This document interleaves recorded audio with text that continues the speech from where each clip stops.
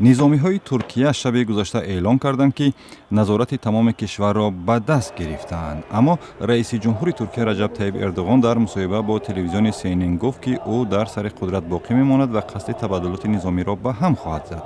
ӯ аз шаҳрвандони Туркия даъват кард, ки барои ҳимоят аз давлаташ ба кӯчаҳо биризанд. Эрдоғон, ки субҳи 16 июл аз тариқи телефони мобил суҳбат мекард, ба телевизиони CNN Турк гуфт: ман ба таври рӯшан бовар дорам, ки омилони табаддулот муваффақ нахоҳанд шуд. ин нахустин вокуниши раиси ҷумҳури Туркия ба иқдоми нерӯҳои мусаллаҳи ин кишвар буд. Эрдоғон афзуд: ман аз мардуми Туркия даъват мекунам, ки дар майдонҳои ҷамъиятӣ ва фурудгоҳҳо ҷамъ шаванд. ман ҳеҷ гоҳ бовар надорам, ки қудрат аз қудрати мардум болотар бошад.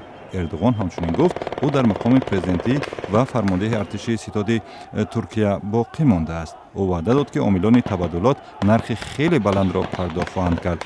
як манбаи раёсатҷумҳурии Туркия гуфтааст, ки тибқи протоколи давлатӣ Эрдоғон дар як макони амн қарор дорад.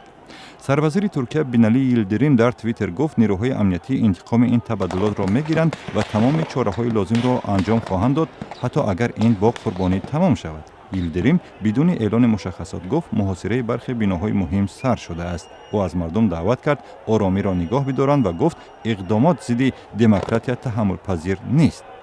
дар Истанбул дар наздикии бинои телевизиони давлатӣ садои таркиши баланд шунида шудааст.